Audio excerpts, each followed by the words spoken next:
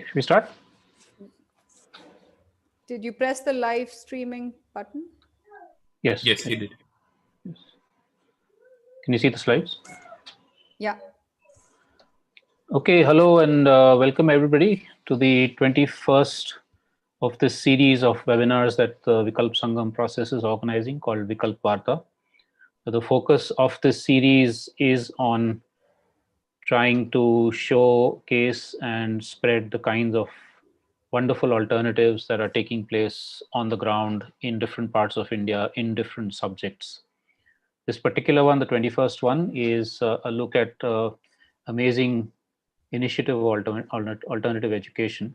But before we get to that, I will just give you a quick introduction to the Vikalp Sangam process and to the Vikalp Varta series.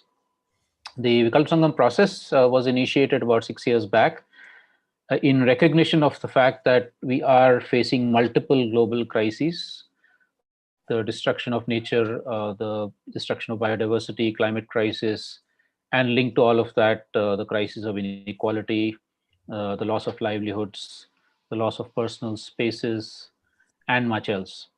But also recognizing that in response to this, even as governments and corporations are failing us, people's movements, organizations, civil society, local communities, and the occasional sensitive government officer or state government are doing their own bits to, number one, try and challenge and resist the kinds of forces of oppression and unsustainability and exploitation that are causing the problems, but also to create diverse and very grounded alternatives for meeting people's needs and aspirations in ways that don't create the kind of inequalities and unsustainability that we are otherwise seeing.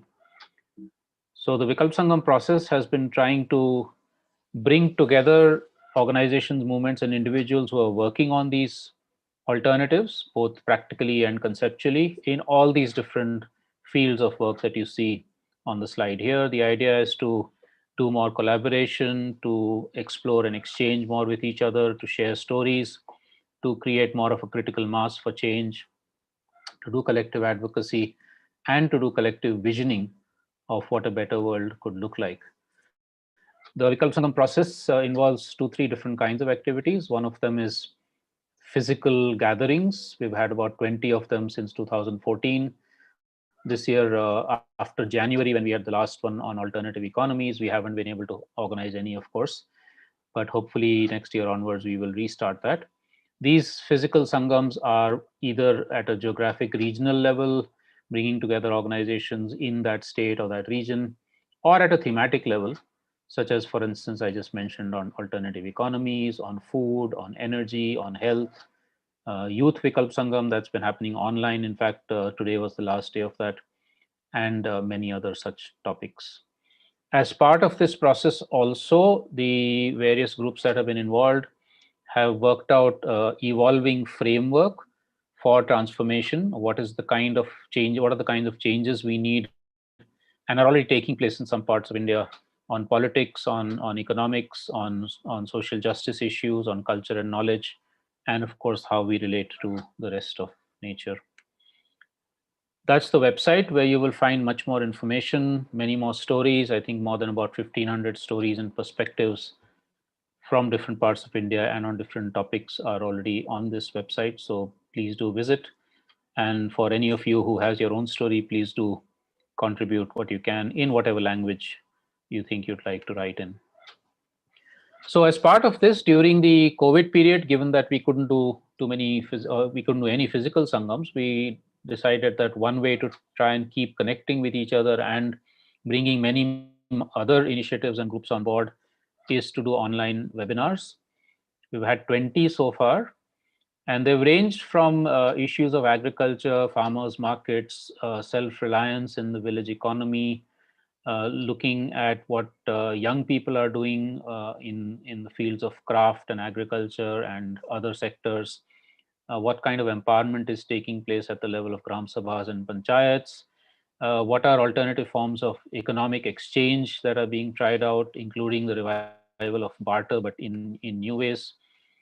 Intergenerational learning, alternative education, including the one for today, looking at what sorts of community responses to health have also been taking place, especially linked to COVID, but not only that. Then transformations not just in villages, but also in cities. For instance, in Bhuj, several organizations have got together to try and put into place the 74th Amendment of local self governance. Um, Alternative education, I already mentioned many of those. Also, initiatives are trying to look at how young people can get opportunities for more internal, ethical, spiritual growth, even as they engage in social movements outside. A very interesting webinar on looking at markets in a very different way, not the kind of exploitative markets that we have, but how does one create linkages between producers and consumers on much more relationships of equity and equality. Very interesting alternative education and mobilization in a jail context in Udaipur. Many of the webinars have stressed a lot on how women's leadership has been crucial to the alternative transformation in all sorts of different sectors. We had a very interesting one on looking at art and music from the famous Carnatic musician Krishna. Adivasi attempts at trying to re-establish their governance and control and livelihood security by reclaiming forests and land and water. And as I mentioned earlier, issues of health and more. So this particular webinar today is another one in the series that we've had on alternative education and learning spaces, with the recognition that the mainstream model of education is something that alienates young people from nature, from culture, doesn't create the opportunities for creative learning, doesn't create the opportunities for communities to be also in control of the processes of learning.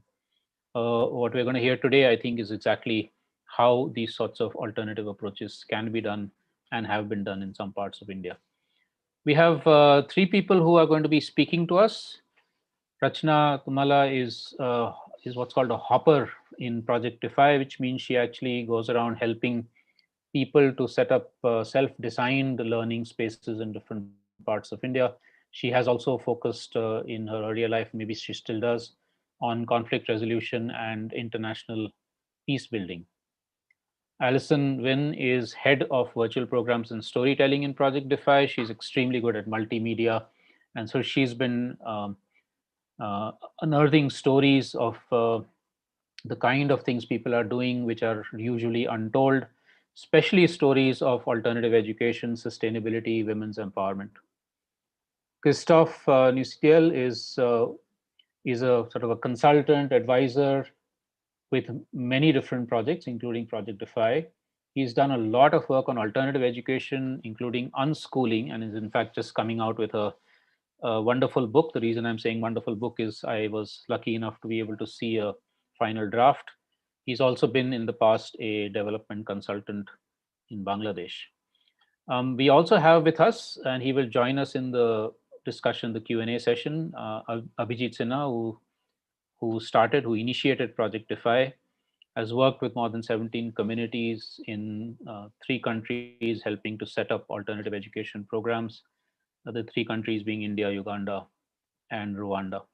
So he's going to be with us in answering questions and taking part in the discussion. Thank you. With that, I'd like to turn it over to Christoph. Christoph, go ahead. All Yeah, yours. thanks, Ashish. Everyone can hear me? Okay.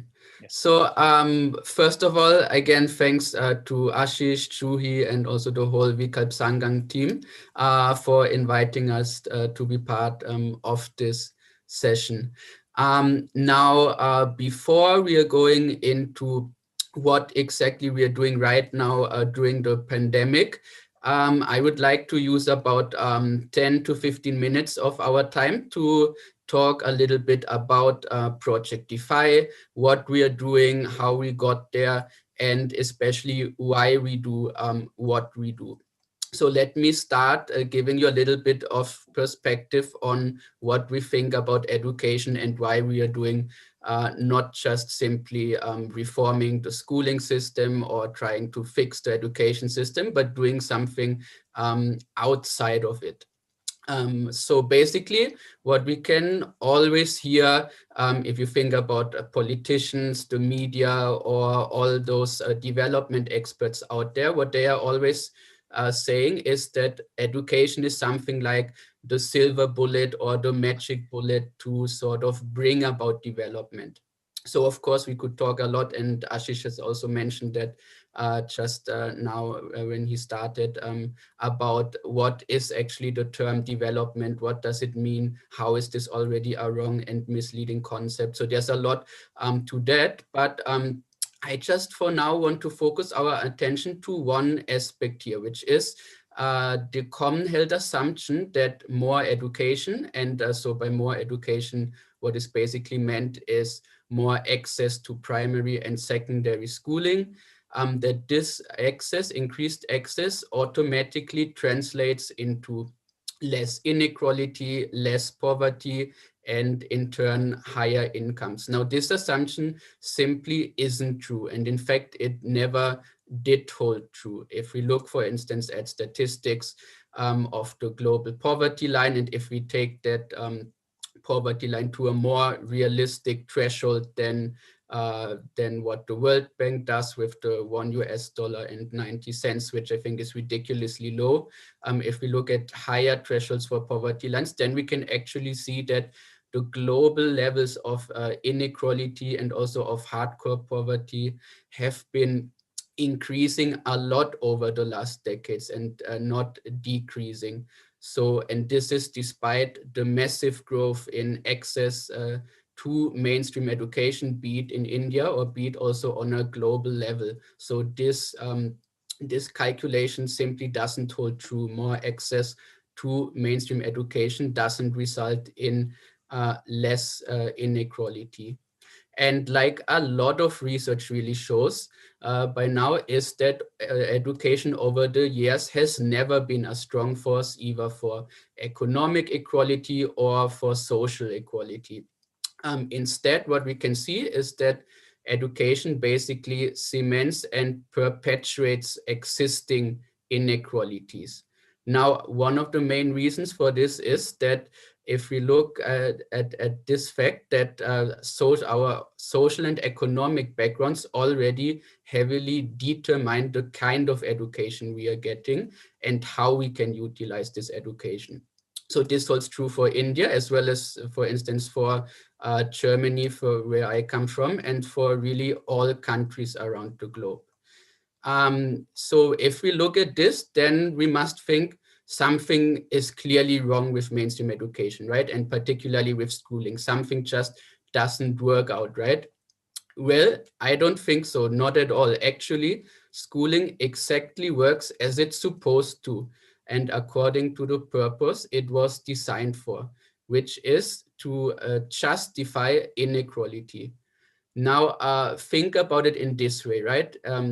Countries like India or Germany or any other countries which are, let's say, at least on paper, so-called liberal democracies, where every human being is supposed to be equal. We need some sort of justification for why some people are on top, why some people are being exploited in almost indescribable manners, why some people barely make a living, and so on. So everywhere around us, basically, we see so many inequalities, which are actually completely unacceptable in a democratic, free, and allegedly equal societies. Now, still, these inequalities are all around us, and they are actually increasing by the day. So the convenient justification for those inequalities is education, or rather often it is said, an alleged lack of education. We all, it is said, have sort of the same chances and opportunities to educate ourselves and create a good, meaningful life for ourselves by going through school and college and so on. And if we end up with a bad job, if we are not able to take care of ourselves, of our families, and so on, it is said to be our own fault because we are simply not educated enough. But of course, what we are not being told is that the game, as I've told you before, is basically being rigged from the very beginning. Now, again, think about it in this way. If you want to keep a system in place, so today we can call it neoliberalism, or over the decades, we can just refer to it as capitalism in general.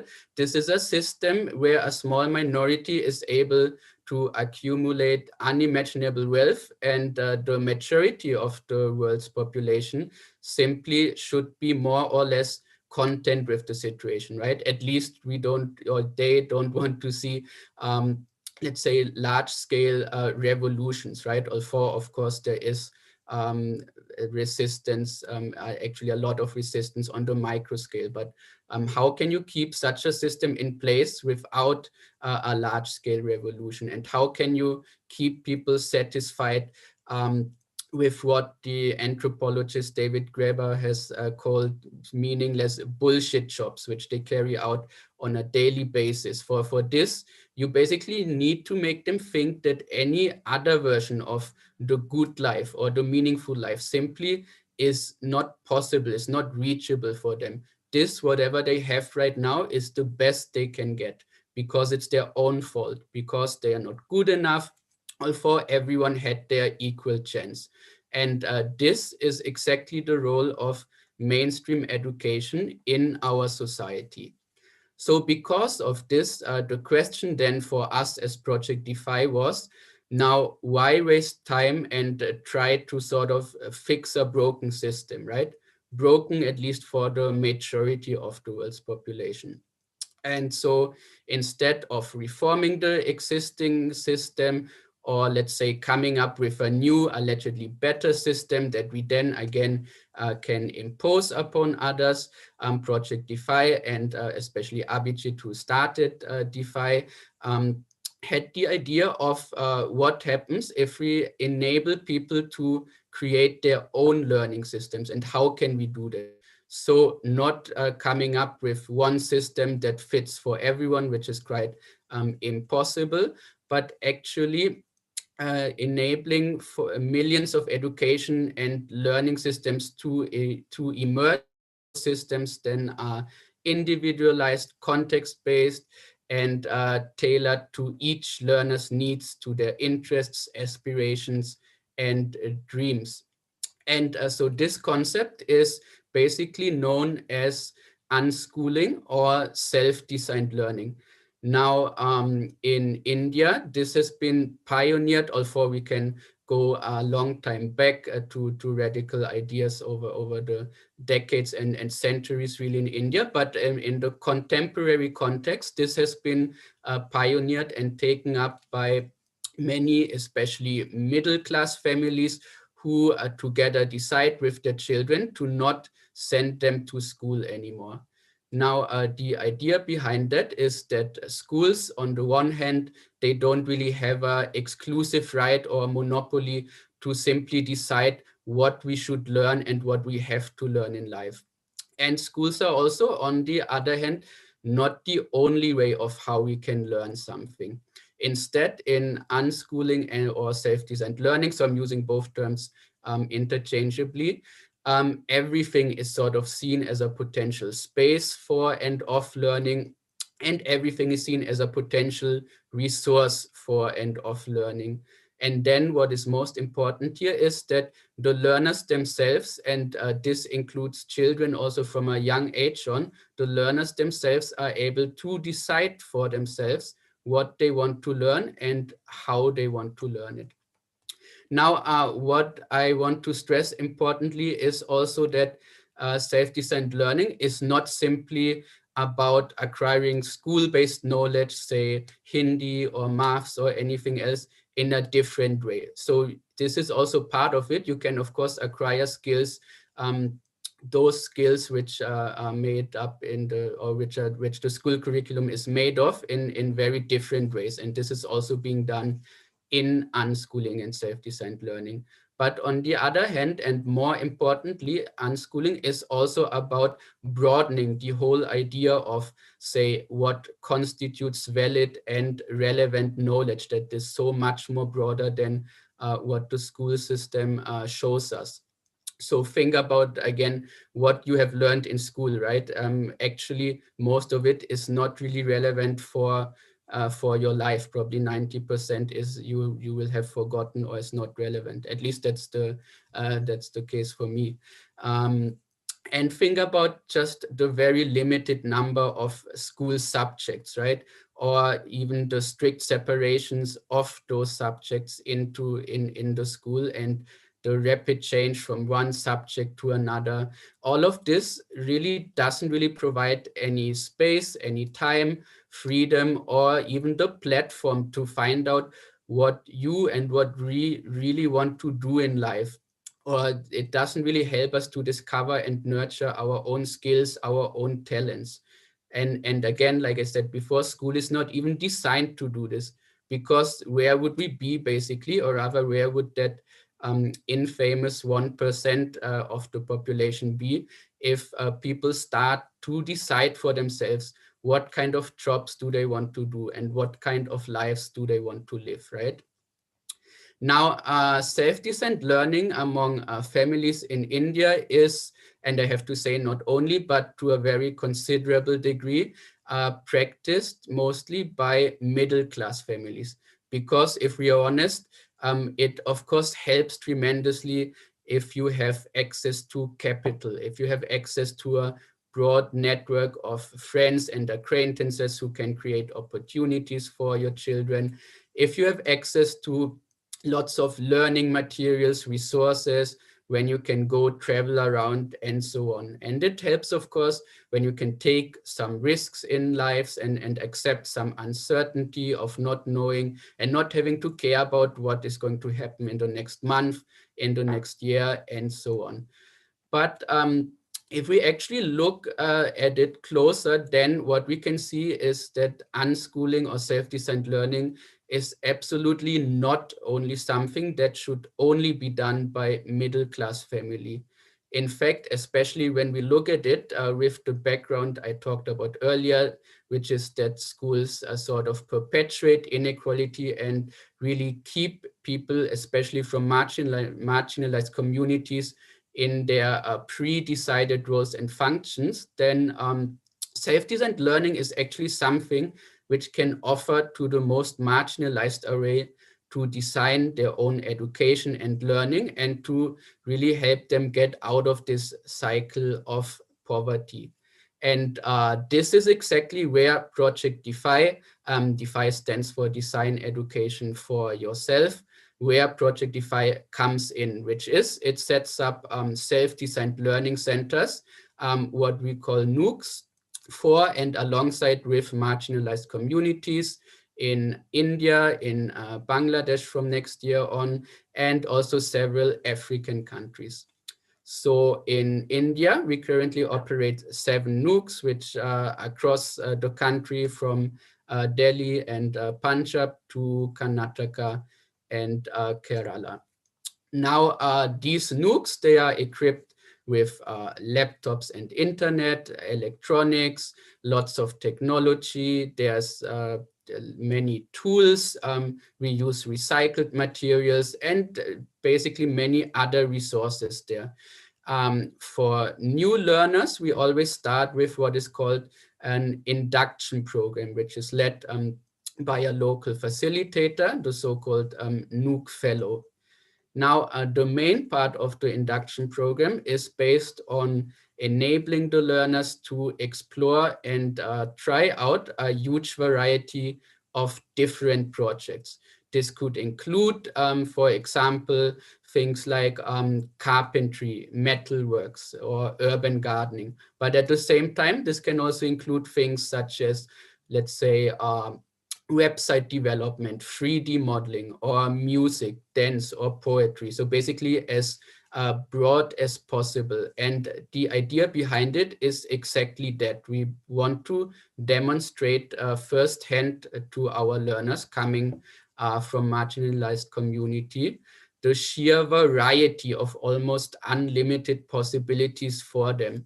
Because again, like I also talked about it earlier, if we look at it, social economic backgrounds, caste, gender, and many other identity markers, unfortunately, still play a really big role in deciding what people can do. And this is often internalized by the people themselves. So they often just give up their hopes and dreams in life after some time, because they are so conditioned by the education system and also by society at large, who tell them what they can do, should do, or must do. So we want to challenge this from really early on in the induction program by doing also, and especially those learning projects which the people from marginalized communities are not supposed to do, or they think themselves that they just can't do them. And so by doing this, we already start to break some mental barriers, and people are starting to get ready to think for themselves about what they actually want to do and what they aspire to do in life.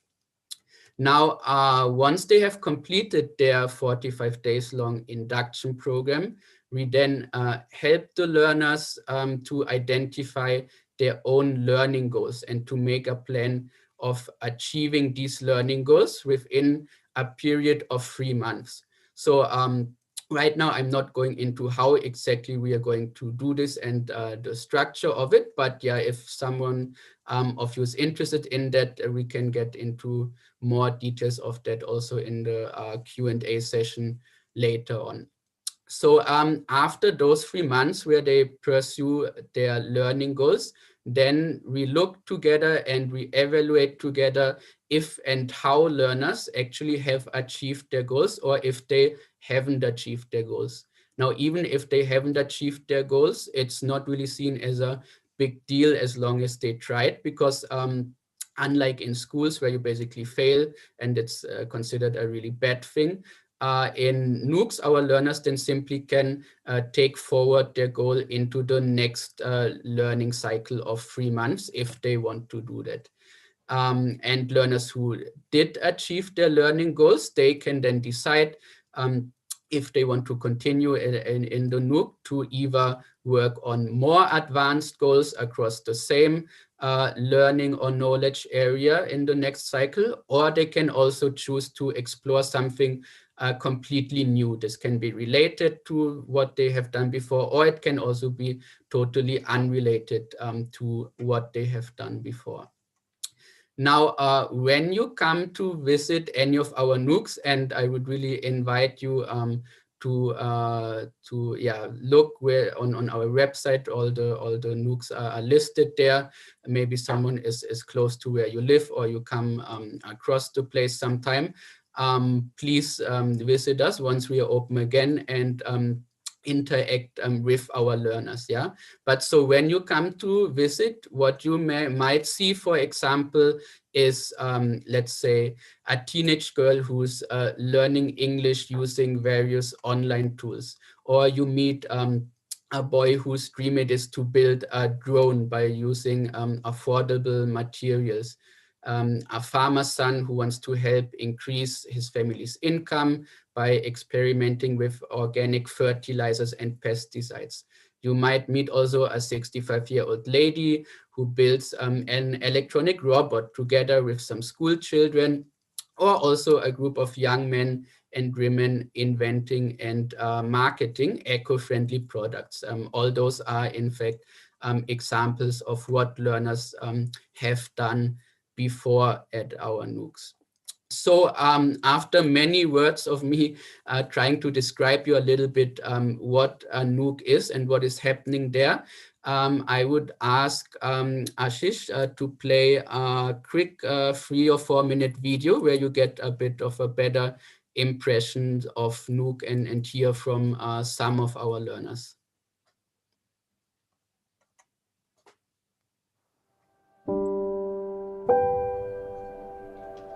First few days, I just sat in one place and I just start watching what does other people do. ನಮ್ಮನೆ ಪಕ್ಕದ ಮನೆ ಹುಡುಗಿ ನನ್ನ ತಂದೆಗೆ ನಮ್ಮೂರಿನಲ್ಲಿ computer class ಶುರು ಆಗಿದೆ ಅಂತ ಹೇಳಿದ್ರು. I always wanted to learn how does things work. I also wanted to help people. ಆ ಸ್ಥಳಕ್ಕೆ ನಾನು ಹೋದೆ. ಆ ಸ್ಥಳ ಬೇರೆ ಕಂಪ್ಯೂಟರ್ ಕ್ಲಾಸಸ್ಗಿಂತಲೂ ವಿಭಿನ್ನವಾಗಿತ್ತು.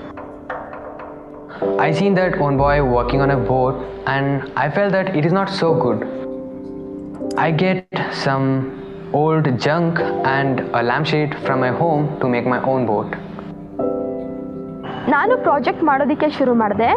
ಮಾಡ್ತಾ ಮಾಡ್ತಾ ಆ ವಿಷಯದ ಬಗ್ಗೆ ಹೆಚ್ಚಿಗೆ ತಿಳಿದುಕೊಂಡೆ. I realized that I don't know how will the boat work. So I asked my questions in Google and I found some YouTube tutorials. ಇಲ್ಲಿಗೆ ಬಂದ್ಮೇಲೆ ಗೊತ್ತಾಯಿತು ಇಲ್ಲಿ ಶಿಕ್ಷಕರಿಲ್ಲ, ನಾವೇ ಕಲಿತು ನಾವೇ ಮಾಡಬೇಕು ಅಂತ. If I still had any questions or any doubts, I just asked people around me. Finally, I learned how will the boat work. ಇಮೇಲ್ನ ಕಲಿತೆ, ಸೋಷಿಯಲ್ ಮೀಡಿಯಾನ ಕಲಿತೆ. Till now, I have made electronic rowing boat which can be controlled from my phone. ಈಗ jewellery ಹೇಗೆ ಮಾಡೋದು ಅನ್ನೋದನ್ನ ಕಲಿತಾ ಇದ್ದೀನಿ. And also the taser which can be used for women's safety, and also the single propeller glider. This is really what Project Defy is. The big question in my mind was, how can we create an education that fits every learner's needs? And I realized the answer was quite simple. Let the learners design their own education. ಈಗ ನಾನು jewellery business start ಮಾಡಬೇಕು ಅಂತ ಅಂದ್ಕೊಂಡಿದ್ದೀನಿ. ಅದ್ರ ಬಗ್ಗೆನೂ ಡಿಫೈಯಲ್ಲೇ ಕಲಿತಾ ಇದ್ದೀನಿ. More importantly, I learned animation, programming, and electronic mechanical prototyping. This is how I have learned to learn by myself. Project Defy is creating self-learning spaces around the world called Nooks. Nook has been derived from a Devanagari word called Nukkad, which means safe spots in villages, where villagers would gather at the end of the day talking about their everyday things and be able to vent. At Defy, we have taken the same concept and started learning spaces where a learner can enter and learn through collaboration.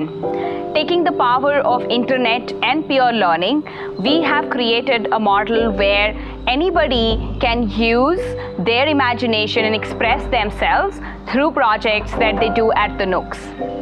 The underlying premise of Defy with the Nooks is to democratize education and to take the power of learning into the hands of people.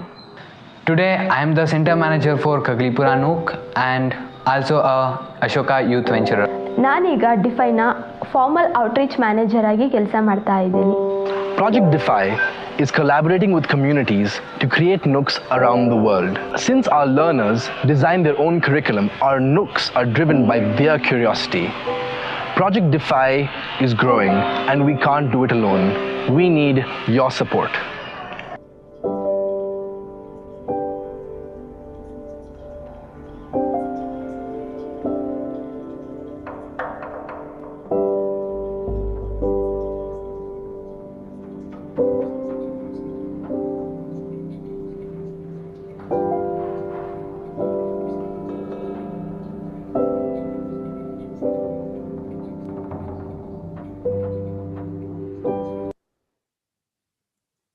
All right, so this is how Nooks work, or let's rather said have worked till around March or April 2020, because then I guess all of you know what has happened. Obviously, the Corona pandemic, and so our Nooks, like all educational spaces, had to close.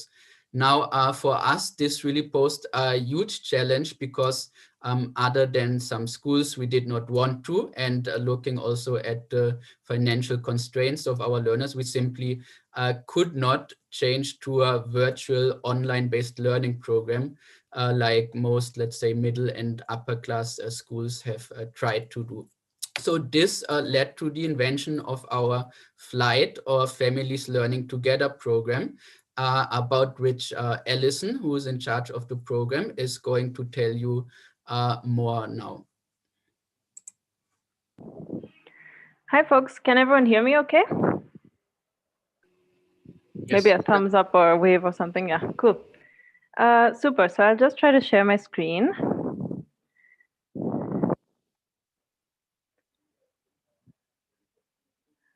1 second.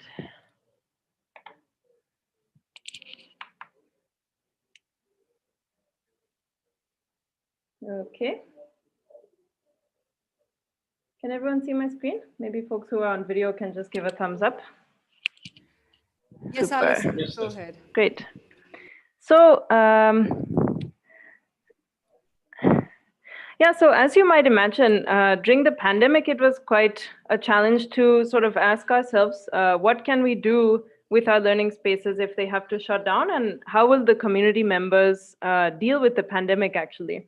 So before we even get into the flight program, we can rewind like a few months and remember back in March how uncertain everything was, and how we were all stuck in our houses for various amounts of time. So our first priority as an organization was really actually not about learning. It was about calling the families and the communities that we work with and checking how they were doing. So we found that folks really faced quite a lot of challenges as we work with marginalized communities. Most people had either sort of lost their income sources. A lot of folks are, day wage earners. So it was a big challenge for them to be stuck in the house all day. And another challenge that families faced was sort of, stopping their education and being at home together, often in very small spaces. Okay, I'm not able to advance this. Okay. So at Defy, we first asked ourselves, how can we transform this challenge into an opportunity? So the first thing we actually did was sort of like a small relief effort for the communities we work with, just to kind of understand like who had what needs and fulfill the basic requirements of like food, electricity, rent. A lot of people had trouble meeting those needs. So we did a little like internal team fundraising and just made sure that folks were okay for I think a month or two. And then once the situation had stabilized, we started to ask ourselves, how could people continue self-learning? And how could this pandemic, when they're stuck at home with their families, become an opportunity instead of something, that people consider as a lost year? Because actually, being stuck at home has its own benefits to some folks. Like you have more time for reflection, you could explore projects that you wouldn't have otherwise gotten to do.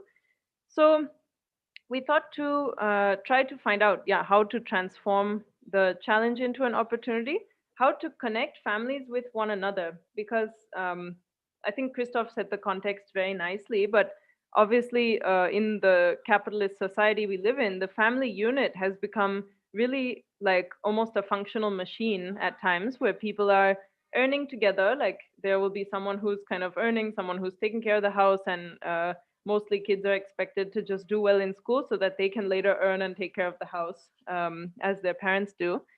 So we thought, maybe some of that family connection that used to exist is missing, and might be a good chance to rekindle that if in fact it's missing in some families.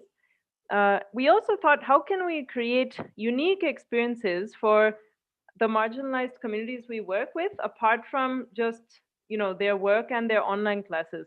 A lot of folks also didn't have access to online classes because in many of the communities we work with, people don't necessarily have smartphones, laptops, or internet, although some do. So we came up with this idea of the flight program. So flight stands for Families Learning Together. And basically, we thought to reimagine how the family could be seen as a learning unit. Like, I think we're very accustomed to thinking of schools as learning units, but actually the first learning of our lives takes place within the family. So why not leverage that learning opportunity? And we realized that due to the constraints of some of the communities, we have to make it a really low tech program and also a low cost or free program. So we actually constructed a series of telephone calls that are facilitated with families. And we eventually organized that into 3 modules and decided to build a 6-month program. So I'll actually, I think, I'll talk about the design process a little bit later. But basically, we separated the program into 3 parts.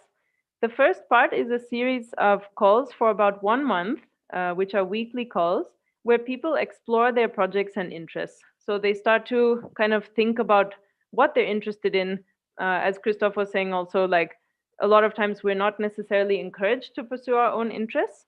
So how can we pursue our unique interests through projects together as a family? The second module is about refining those interests. So once you've uncovered that, okay, hey, maybe I'm interested in painting, how can you build that into a more robust interest that you can actually continue to build on through projects? So the way that we do that in the flight program is through a concept called ikigai, which is a Japanese concept that basically brings together what you like to do, what you're good at, and something you could earn from or make into a career. And those three things combined kind of give you a reason to wake up every morning. I mean, those of us who are doing what we love to do, I think we can understand the intersection. Those of us who are not, I think you can give us a call and we'll help you out. Then the last module in the program is Grow. So that's basically a long-term project. I think, you know, at the Nooks, we also encourage learners to take on a 3-month project or so, because 3 months is a good amount of time to pursue something, encounter some failures and overcome them so that you know that this is a project that you're actually interested in and could make something of. So I know I'm going through this rather quickly, but I can come back to it in a little bit. So we decided to pilot this program. So we looked at some communities where we already had contacts with a few families. So we piloted the program through the pandemic with 8 families in 4 different communities, both in India and in Africa, in Rwanda. So a little bit about the design process. We actually co-created the flight program. So it's not that it was, you know, a person's idea. We used design thinking and many different like brainstorming processes to figure out the program design. How could we create this series of calls in a way that makes sense and could benefit the learners? So yeah, we looked at concepts like ikigai, the Japanese concept I mentioned before. We looked at how people can do self-learning and figure out problem solving at home. I think a lot of folks nowadays are accustomed to the education system presenting us with the concept that we are not equipped to solve our own problems unless someone teaches us how to do that. So how can we use these phone calls to break that mindset and turn it into something more productive? Like if your sink breaks, you're used to calling a plumber, but maybe you could look at a YouTube tutorial and fix it yourself. And this becomes especially useful if you're coming from a marginalized background and might not be able to afford a plumber. We also tried to design the long-term projects in a way that people's interest will continue. It's, you know, a series of weekly phone calls is not necessarily an easy thing for everyone to follow through with, especially when they might have certain constraints, you know, earning issues or maybe space issues or different kind of family issues. So we also use design thinking to figure out implementation, like how would we do the phone calls? We decided that it will be 1 hour per week, and yeah, who the facilitators will be, etc. We also figured out a pretty good system of impact measurement. So what are we actually trying to achieve with the program, and how can we make sure that we're achieving that? And how can we make sure that if we're not, we can course correct in the next iteration after the pilot?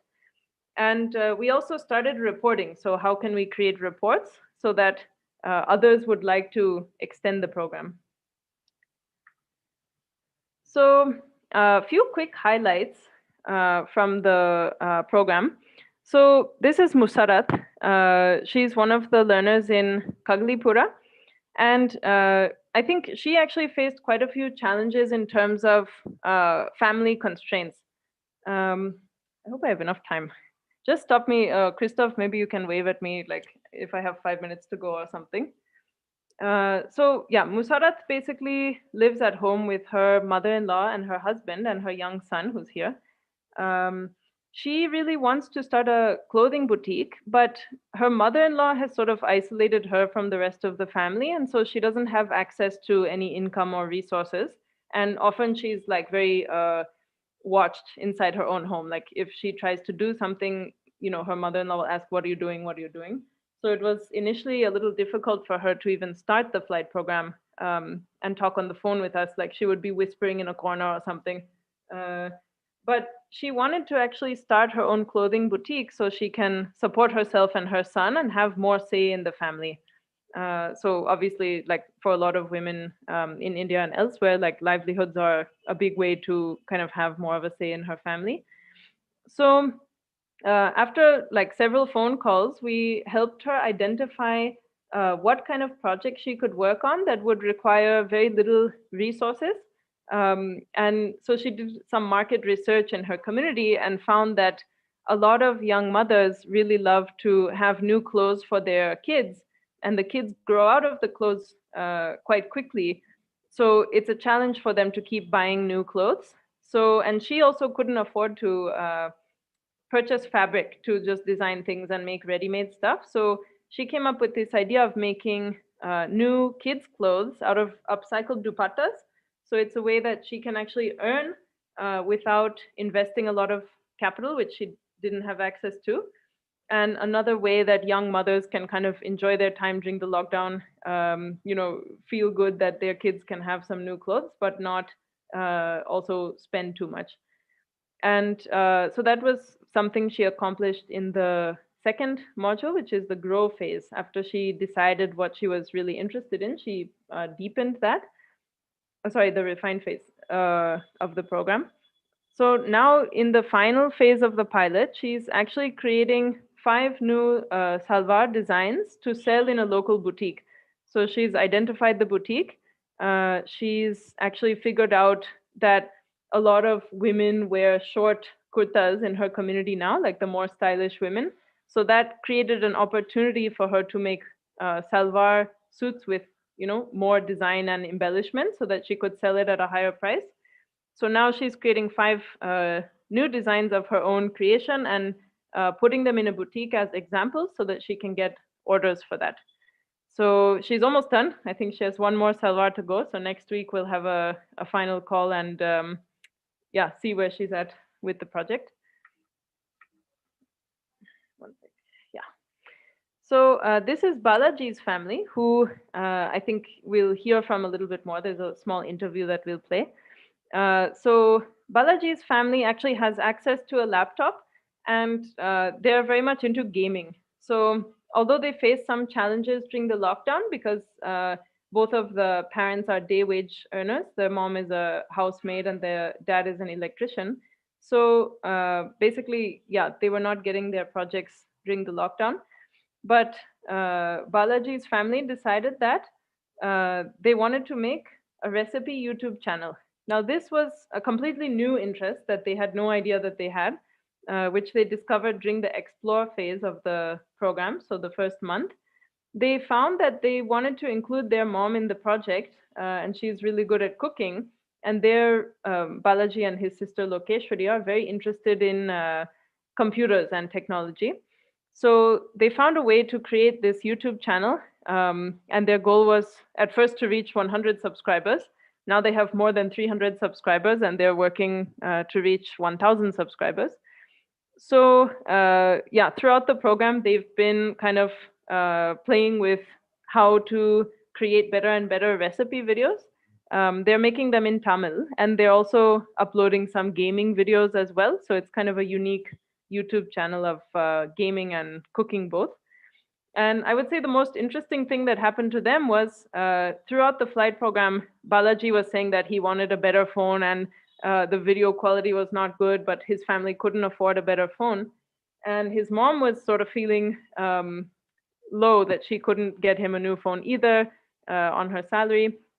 And eventually, like as the recipe videos progressed, their mom got so excited by the projects that once she could go to clean houses again, she started showing the projects to her employers. And they actually were so enthusiastic that they bought Balaji a new phone. So it was a very interesting impact that happened completely on its own. Like we had no hand in that. Like somehow they were able to create their projects based on their interest. And then get a new phone funded through that. So we had a call one week and they said, oh, the phone is so bad, we need a new phone. And then the following week they had a new phone. So I think that was like one of our favorite stories from the flight program, like the sort of impact that's happening without much intervention from the team side.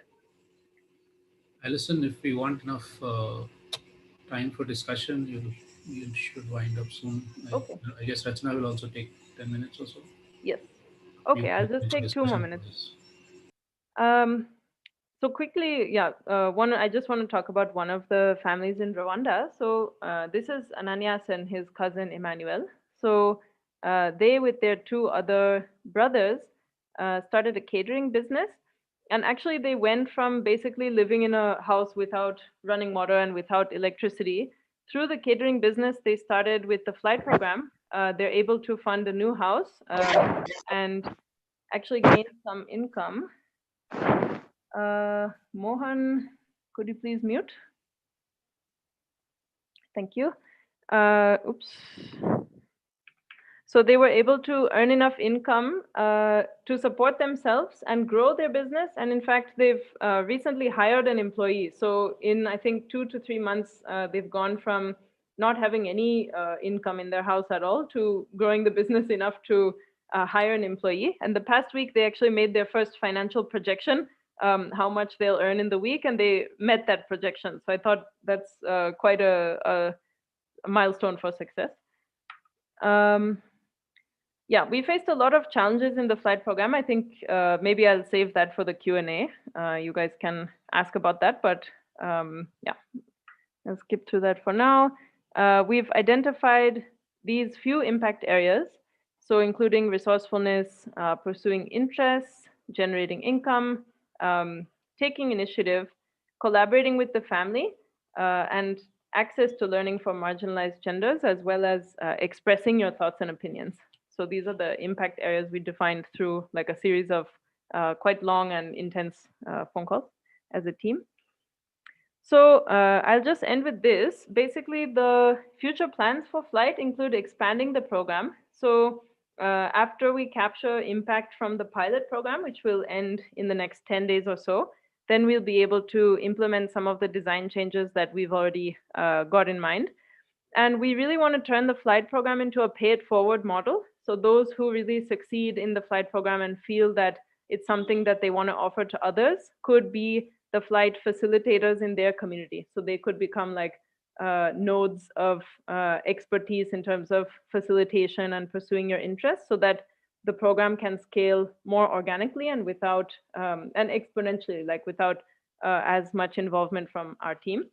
That way it could sort of become eventually an open source program that, you know, communities can scale in their own languages and on their own. So that's all I've got for my presentation. Sorry if I took too long. Yeah, hopefully you guys have a lot of questions and hopefully we have time to answer them. So thanks. I think over to Rachana. Okay, thanks, Alison. I just have a quick interview that I did with one of our learner families. This is the family that Alison had spoken to us a little bit about. This is Balaji and his family, the ones that started Booyah Cooking. So I'm just going to share my screen with you so you can see a picture of the family. Unfortunately, they weren't able to join us today because they have some other constraints. But I'll play the audio of our interview together and I'll show you a picture of them so that you can try and imagine that you're looking at them as they're speaking.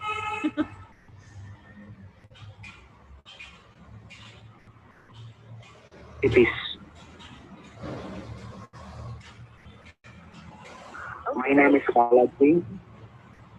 I am from Ambedkar Nagar, Whitefield. I am studying 2nd PUC. In free time, like I like to do some recipes. Okay. Lovely. Do you like to cook different kinds of recipes, huh? Yes, Rachana. Okay, lovely. Thanks, Balaji. Lokeshwari, you want to go next? Yes, Rachana. So my name is Lokeshwari. I stay in Ambedkar Nagar, Whitefield. Then I studying BCom in Crystal Jayanti College. Then in free time, I used to listen songs and then read books, then do some craft works. That's all. My name is Venkatesh. I am from Nagar. I am studying first PUC. In free time, I will do drawing, painting. Okay, so maybe you can start, guys, by telling me a little bit. What was the experience like during the lockdown? Before you started the program, just tell us, what was it like when you were stuck at home in the lockdown?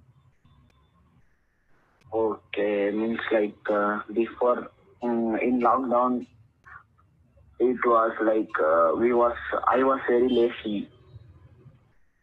Means I could not do anything. For classes also was something like bored, because that time they was doing in website called Extra Marks. So it was little bored. Then that time my mom won't leave us outside. So in that time I was we was I and my sister and my uncle come. So we all was playing Ludo. So after 2 months, like everyone told that means my uncle was going to work, so my mom was going work. Okay, and what does your uncle do? Means he's an electrician. Electrician. And your mother? My mother is housemaid. So it must have been difficult, no, during the first 2 months? You're all sitting at home. How did you manage to, make sure that the house was running okay? What, Rachana? I was just asking, for the first 2 months, your mother or uncle both couldn't go out, and do their work as housemaid or electrician. So how are you managing in the house? It's like you were able to get food and electricity, everything. Were you able to take care of it? Means like my mom will not go work, so no. Where she'll go work, they only was giving monthly salary. Means like without going work only. Oh, good. That's good. So it wasn't too much difficult in terms of money. Yes, Rachana. Nice. Good. How did you learn about the flight program? Lokeshwari, maybe you can tell us. How did you learn about the flight program? Like my bro said, there's a flight call, you have to join. Then first I asked him why should I join. Then he said we were all going for the Project Defy, so in St. Joseph College. So now it's lockdown, so they are trying to connect with flight calls. So I, Balaji and mom joined with the flight call. Later, Venkatesh joined. Okay. Okay. Then go ahead. Yeah. Then Kushar also said about the flight call. What did he say about the flight call? We'll be having weekly. We'll be having one flight call for 1 hour. So we'll be learning in that.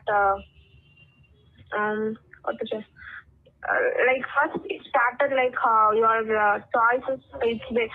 The talk started on the choices, and later it gradually started with the interest and how will you develop that. So.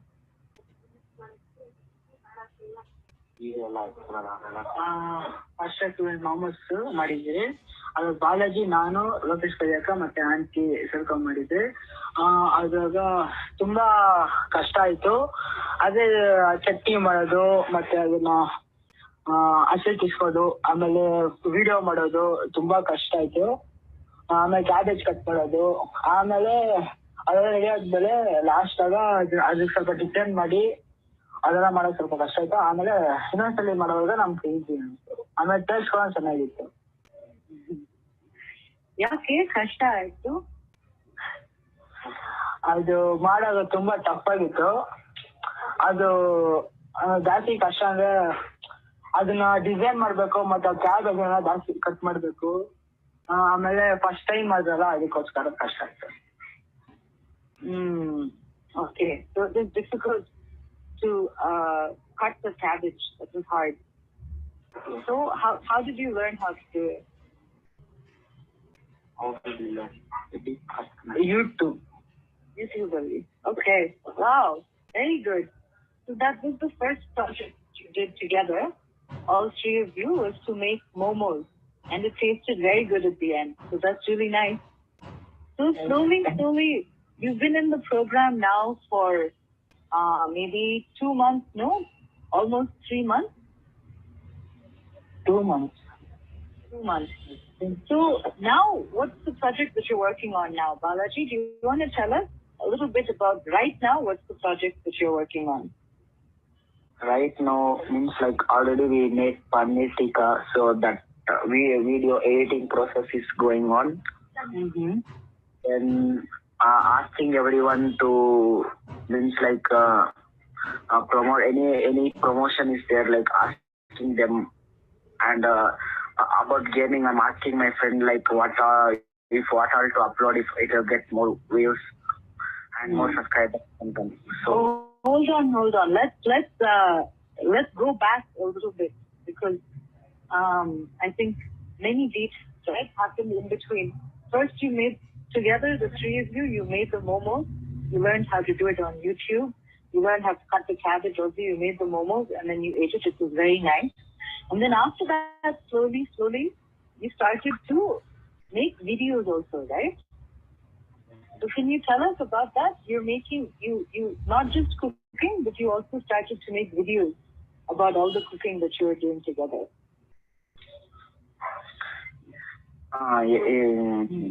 Yes, Rachana, means like we did first video actually like it was Badisha, it was a sweet. Mm-hmm. So Kushal told that like editing like a sweet recipe you make. So that time we tried to make Badisha, I and Venkatesh and my sister. And as Kushal told that like that only you captured the video in your phone. So we captured the video. Then he told us to edit the video. So we edited and we sent him. He told that it's nice.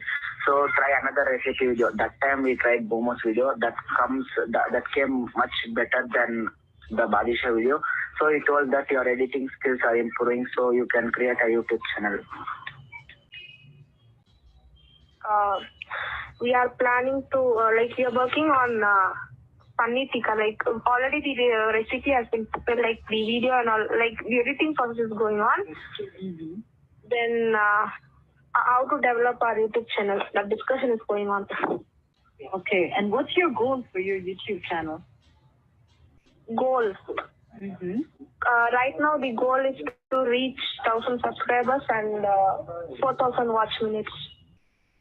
Wow, and what are you at right now? How many subscribers do you have? 309. 309, huh? Wow, okay. So that means that the more publicity you get, the better it is for you to reach your goal. Sorry, I did not hear you. I was saying that if more and more people who know about it, the better it is for you and your channel, no? So what we can do is we'll ask everybody who's listening to this also to look at who you're cooking and try and subscribe to the channel. Yes, Rachana. Yeah. So, Lokeshwari, can you also tell me a little bit, over the last 2 months, what was your experience of the SPICE program? Experience. Yeah, what do you think about the program? What were some of the good things that happened? What were some of the challenges? Can you say a little bit about the program?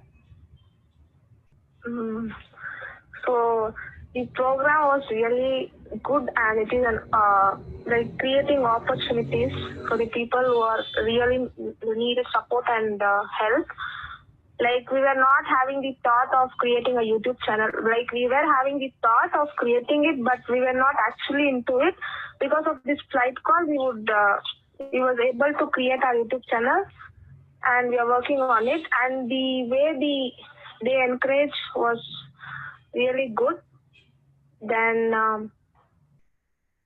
the changes like I felt is like I was not knowing my interest and my likes and all. So through this flight call, they were asking so many questions. No, from that I came to know my likes and dislikes and all. Then my interest also.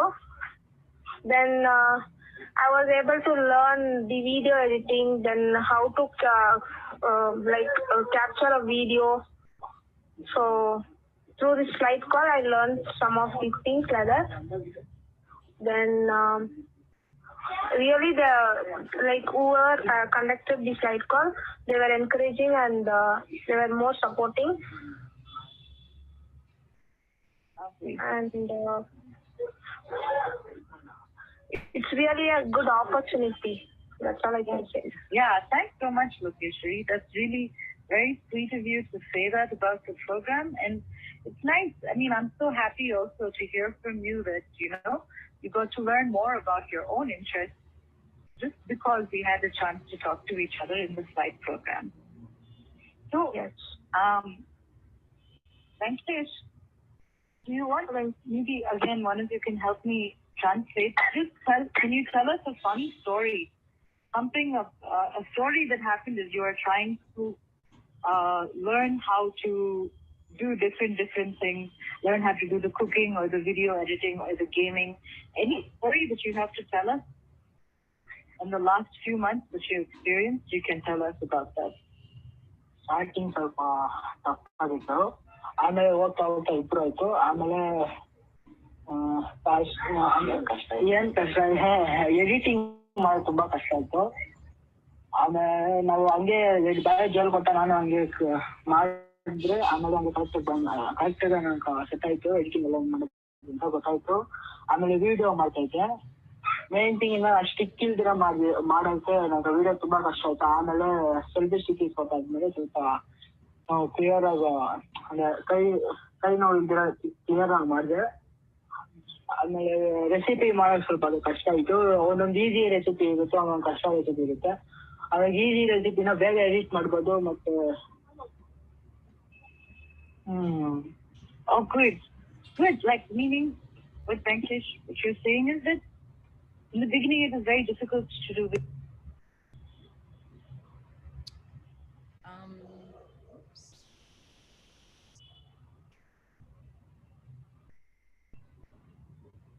All right. I think we're running out of time a little bit.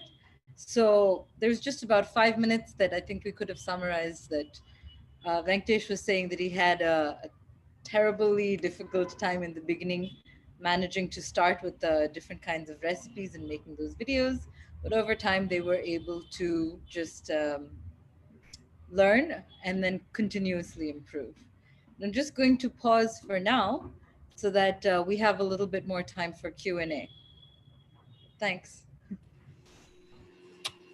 Yeah, thanks Rachana, and thanks everyone for listening to all of this. So I think I hope you learned a bit more about how we work in our Nooks and what we're doing currently in the flight program. So we are looking forward to your questions. And before that, also again, some invitation to all of you, if you want to get engaged with us more. There are plenty of opportunities. For instance, right now we are also looking for a Nook fellow for one of our Nooks in Bangalore, who is also speaking Kannada language.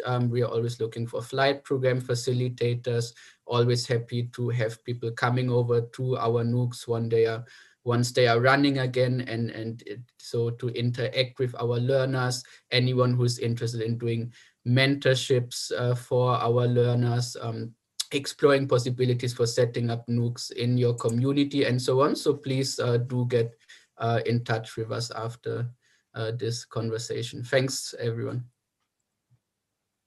Thanks a lot, Christoph, Alison, and Rachana. And thanks also to the family of cooks and chefs. And sorry that they couldn't be with us. So I think this is quite a fascinating journey, and I'm very sorry this happens with all the Vikalp Vartas, that people have journeys of many years and a lot of width and depth, and we have to try and put them into very concise form. So necessarily there will be elements and nuances that are missing, but hopefully some more will come out in the discussion. So we already have 4 or 5 questions which we're going to get straight to. We could try and ask if any of these people would like to unmute and ask themselves. Otherwise, we will ask the question. And Juhi is going to also help keep track of the questions in case I miss any. So the first one is from Ushma. Ushma, are you there? Would you like to directly ask?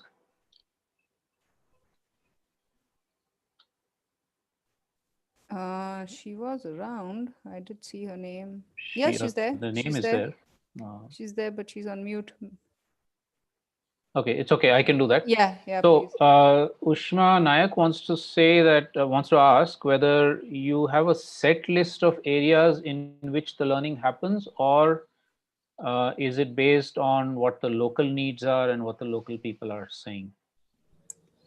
So it's a mix of both, actually. So we. Oh, and sorry, Christoph, I just wanted to mention also that Abhijit, please jump in whenever you can and want, because people also want to hear a little bit of you.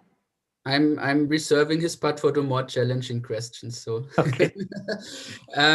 So yeah, what I was saying is basically I think it's a mix of both always. So at one point we always have a few things, say like carpentry or metalworks or urban gardening, just because those are sort of hands-on projects where people easily, you know, make their hands dirty. Like often they are a bit reluctant, especially when they come from a very schooled background, like, you know, to try out practical things and to try out new things. And so it's also a mix of male and female learners. So also their female learners sometimes might not think they are able to do actually something, or it's something that only male learners should do and all. So we're doing a few very hands-on things like those always, to give them like a first idea of, wow, if I can do something like this, then what else am I able to do, right? And then we also, so before we set up a new Nook, we also do a lot of community research. So what is very common in that community in terms of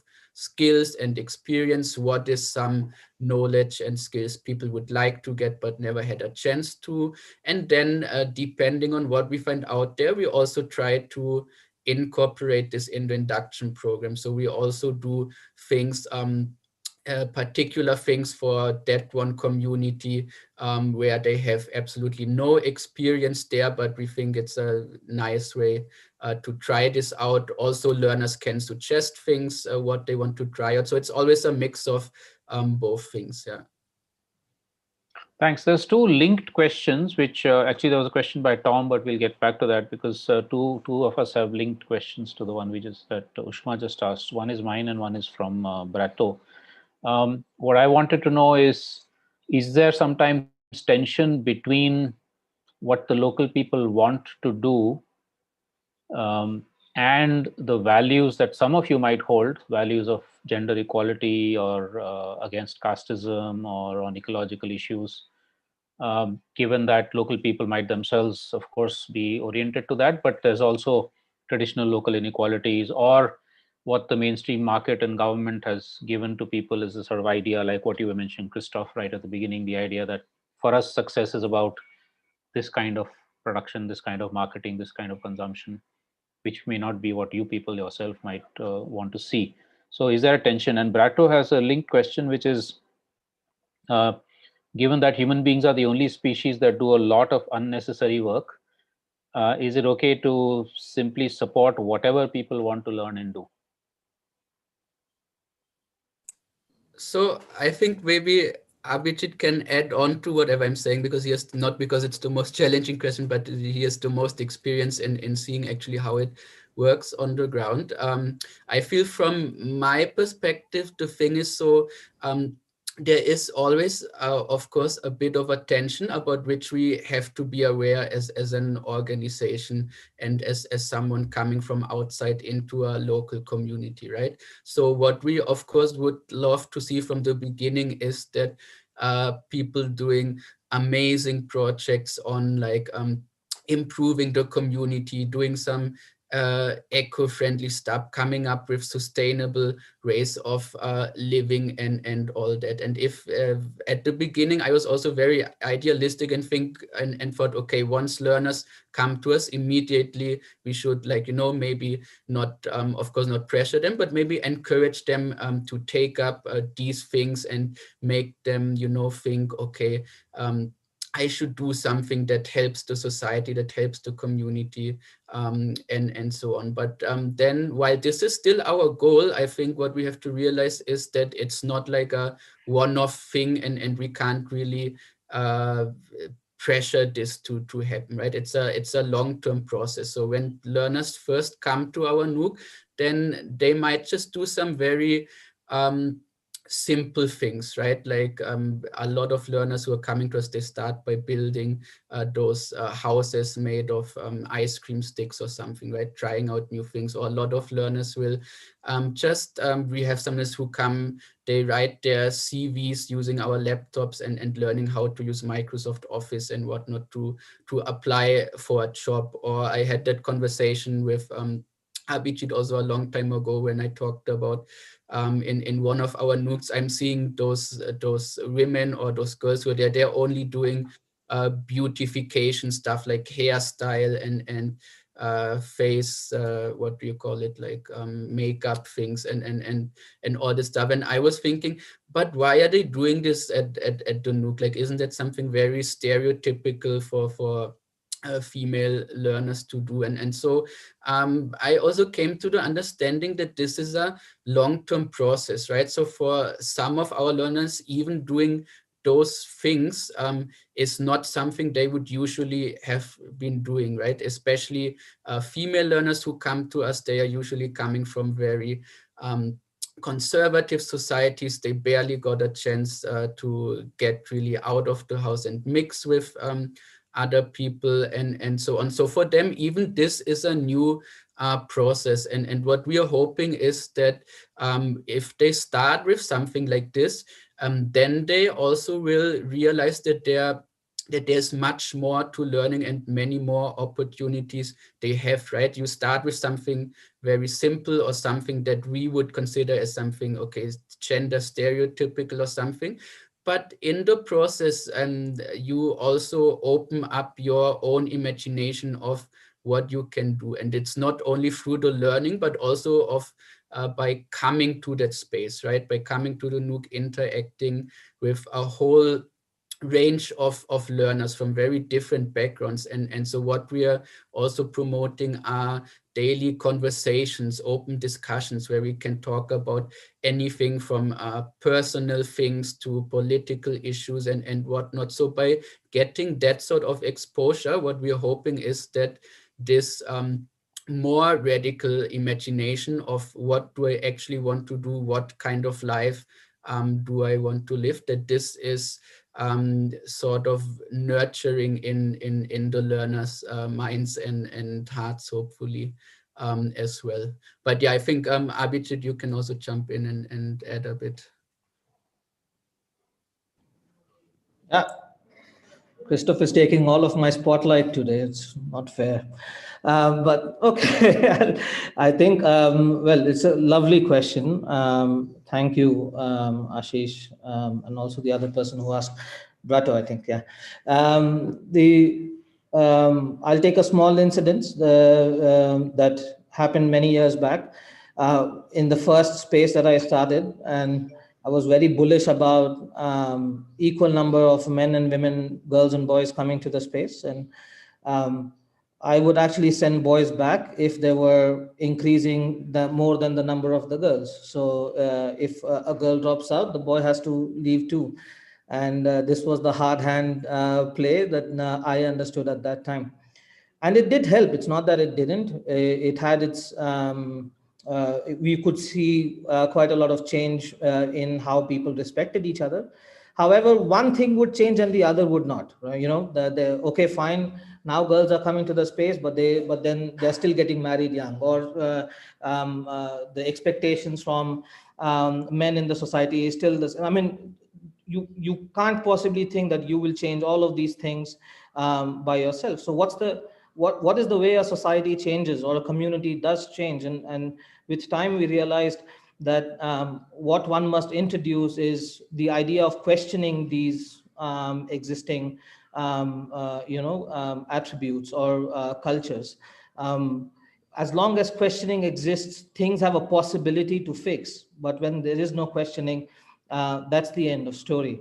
So when we start Nooks, we do go in with a certain set of values, but we don't just say, okay, from this day onwards, you must follow them.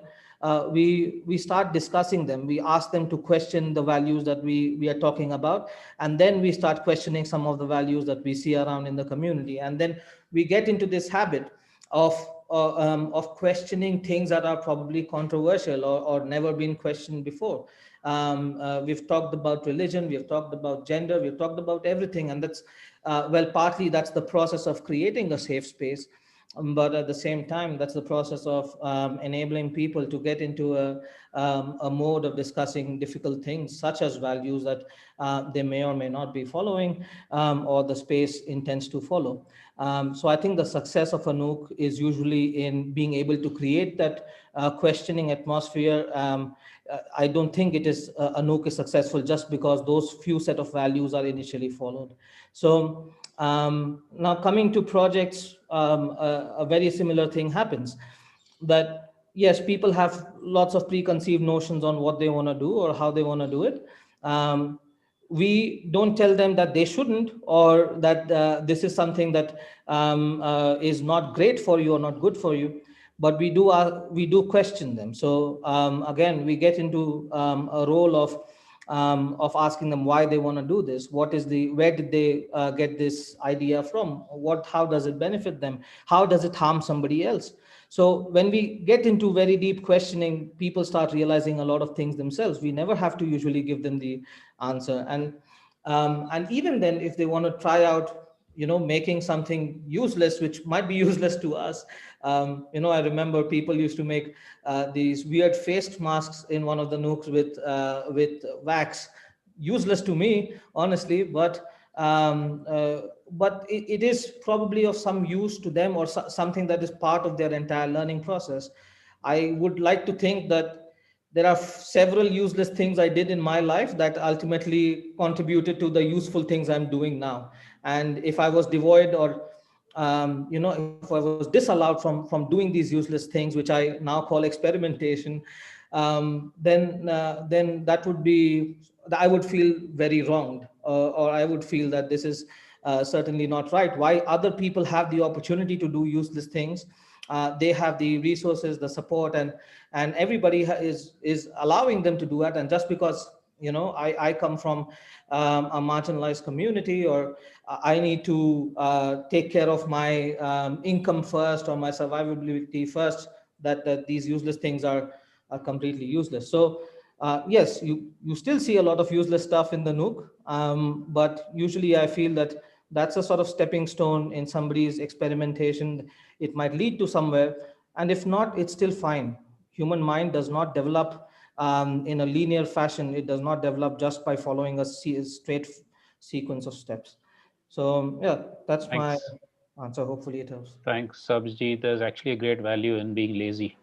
Yeah. In many ways, or doing things like you said, which might be considered to be useless. There's a follow-on question which I'm going to come back to later, because I don't want to be unfair to others who have asked, which is about how much they're able to question you and how much you're learning from them. But we'll come back to that.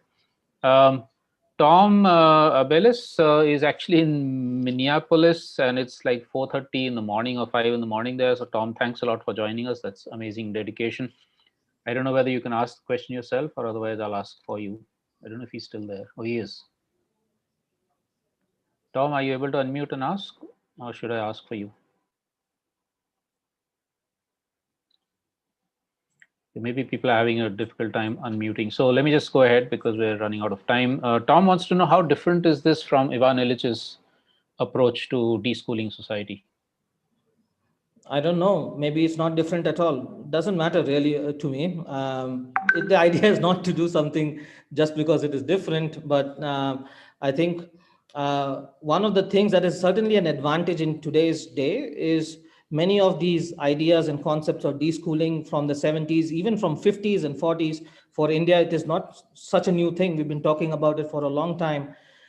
Many of that has actually become possible to do, has actually become practically possible to achieve in a, let's say, in a potentially equalist manner, with, well, technology being one of those things that helps that. Now, whether Ivan was saying the same thing or not, well, 70s have come and gone for, and it's what, 40, 50 years since then.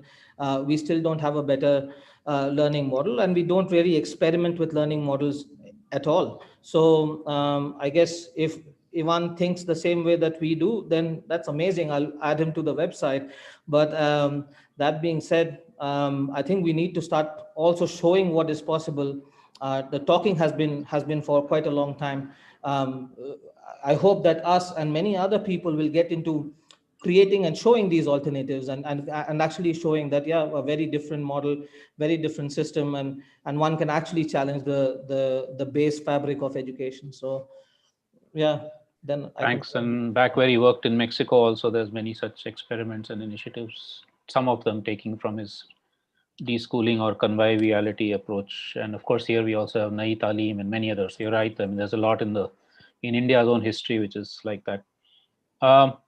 Brato had another question, which was, how does DeFi operate in terms of financial and human resources? Yeah, I think that one, and there's another question about how we operate outside of India. I can answer both of those questions quickly. Okay. Yeah. So in terms of finances, we are supported through donors, which is foundations, sometimes CSR, sometimes people. So right now, I think in India, it's mostly been through CSR funding support, and outside of India through foundations. The idea for us is to get an influx of funds for a couple of years, say 4 or 5 years, and then in that period of time, help the space sort of be able to sustain itself. This is something we are trying out now, so that even if one day DeFi doesn't exist, or the people who funded it do not exist, the space should be able to continue within the community, just like other community spaces continue. Temples never go out of fashion, or they never have a deadline. The same is true for lots of other things. So that's about money. When it comes to HR, well, you are seeing half of them here, or a third of them, I guess, which is part of the central sort of team. We try to bring really amazing people together, who somehow have a personal, personal story with education in one way or another. We try not to hire people who are let's say education graduates. Not that it would be an entirely bad idea, but we would have to ask a lot of questions. So it's usually that we try to get people who have a very personal connection with learning and education, and have an interesting story. And then the skills, usually we find that people pick up over a period of time. It's not such a huge challenge. And then at the Nooks where we are working, we usually hire people as a fellow, so that somebody can experience being part of a learning space for a period of 18 months, and get a salary, but at the same time have an amazing learning experience, and then move on to doing bigger things, maybe create their own space, or maybe work with us or with somebody else, but just add value to the overall self-learning ecosystem. I don't know if there's any more specific questions in terms of that, but if there is, then I can answer that. Also, in terms of how we operate outside of India, this is a constant discussion for us. We don't want to be the people who tell people of other countries and other cultures, this is what your education should be. We would not be any better than what the Brits did to us. The idea is to help. We create what is called a Nook hub whenever we are invited to a new country, so that then the spreading of the idea can happen by local people who understand how to create Nooks and how to customize them to their own needs and so on. So And now we are creating something called Nook networks, so that now, for example, in Zimbabwe, all the Nooks that will come up will be sort of decided by and executed with our help, but mostly led by the Zimbabwean Nook network. So they will be in charge, and we're trying to sort of distribute the concept and execution as much as possible, as opposed to keeping it too centralized. So that's how we have worked in Rwanda, we worked in Uganda, coming up in Zimbabwe, Bangladesh. All of these places are similar. Thank you.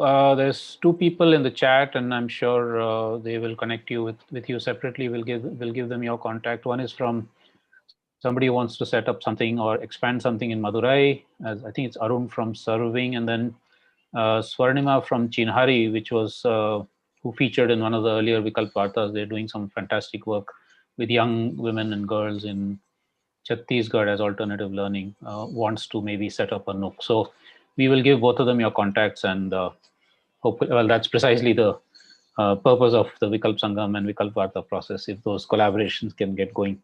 Juhi had a question. Juhi, do you want to ask directly? Please go ahead, Ashish. It's best that you keep the flow. Okay, so Juhi is saying, what is the time period through which you engage with each child or youth? When do you feel that the learner should now go out in the world and be independent? Day one, I think. Well, they're already in the world.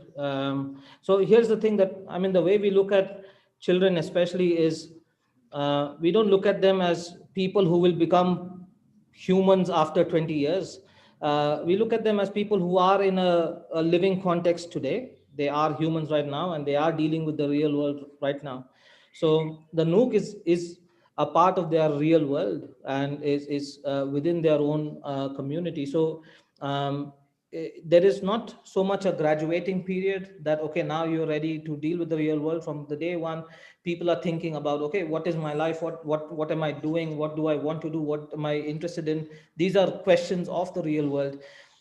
In fact, that is what I guess is one of the differentiating things from schools, where those are not questions that are asked. The questions are of a world that is going to be 20, 25 years later.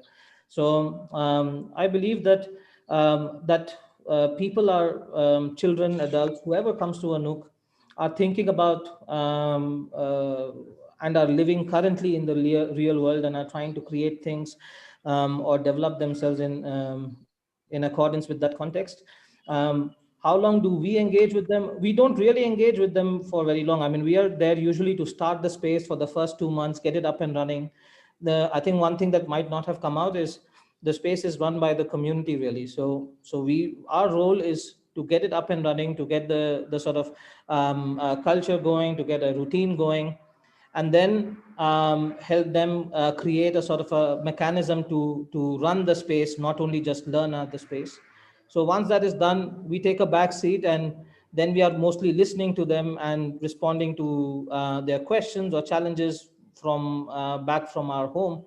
And we are no longer in the community anymore. So it's the people who are then continuing to run the space, and as they face challenges, they try to solve them, and they are the ones who are influencing each other's learning. So it's not really us. We would make terrible teachers, honestly. Thanks. There's one from Raghu. It's kind of partly answered already, but he's from Toastmasters, and I found it useful, helpful to develop his own communication leadership skills. Do you have a similar component at Defy for developing, for people to have their own voice and be able to communicate? I think Alison can give a pretty good answer to this. Yeah, Alison. Yeah, I was actually going to type in the chat that happy to answer this, but I thought in case you wanted. So I think, there are a lot of ways that people actually see. I, first of all, never really say that people find their voice. I feel it's always with them, but it's about sort of nurturing that voice and amplifying that voice. So I think at the Nook, the way this happens is people are encouraged to present their projects and discuss their projects and collaborate on projects with one another. And aside from being encouraged to do so, that anyway has to happen. I think when you're doing self-learning, you have a couple of choices. One is community collaboration. So for example, I have so many stories on this. I have to choose, I think, one or two. So for example, there's this grandmother who comes to one of our spaces, and I had gone with one of our hoppers to do outreach in that community in Whitefield, and found this lady sitting in her house, doing nothing. And we invited her to come to this space. She said, "Oh, I have arthritis. I can't do anything anyway. I just sit at home all day." And we talked to her for a long time. We asked her, what would you like to do? And she said, "Oh, I probably won't come. What will anyone say to this old grandmother?" So after that, I hadn't returned to the Whitefield community for a week or two, maybe even a month. And when I came back, I found this grandmother sitting with a bunch of teenage boys building robots. And her voice, her tone, everything had completely changed. And she had a completely different light in her eyes. I asked her, "What are you doing?" She said, "I'm building robots. Next, I want to make a car. These are my friends. They don't see any age difference. We work together. And, we're very happy this way."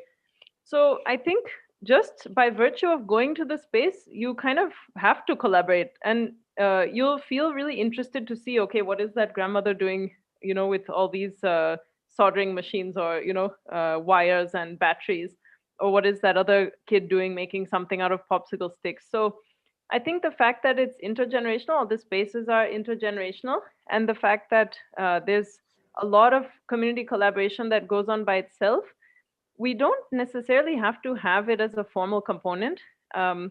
But now we've actually set up a sort of new experience of going through goals, where people set 3-month goals and then they present them to each other. So I think, especially I've seen this in Rwanda, and then I'll try to speak quickly. But when I came to Rwanda, and even when I talked to Abhijit about the space in Rwanda, people were so quiet. It was incredible. Like, you could barely hear them if you're sitting right next to them. And I think by the time we left Rwanda, you could barely hear what anyone was saying because everyone was talking so loudly. So it was like this crazy change. And I think that happened because of a mutual respect and because of that collaboration. And also, I find that when people are doing what they really want to do, they gain confidence from that. It's not that someone has told them, okay, please get good at math, and then they get good at math and then, talk about math. If you're really passionate about your project, like a few folks in Rwanda were making sustainable cloth menstrual pads for women in the community. And at the end, I think the day I was leaving Rwanda, they were giving a talk. They had organized everyone into the room, and they were giving a talk about menstruation to the whole community. And initially, when they started the project, people were kind of snickering and saying, "Oh, ha, ha, ha, this taboo subject." But the learners, on their own initiative, decided that people don't know about menstruation in our community, so we're going to sit them down and tell them about it. So it was amazing to see the same folks who are, kind of shy about their project. And there was also a man on that team and 2 women, so he was also shy. And then they're giving a presentation on the subject to the whole community. So I found that this communication stuff happens by itself. Like, it's not something that we have to encourage, or it really happens kind of organically. Of course, there are some moments of encouragement here and there. Okay, I think I could talk about this for a really long time. So anyway, yeah. Thanks. That answers the question, Raghu. Thanks a lot. Sujata has a question. Sujata herself has been a lot into alternative learning and education spaces. Sujata, do you want to unmute and ask?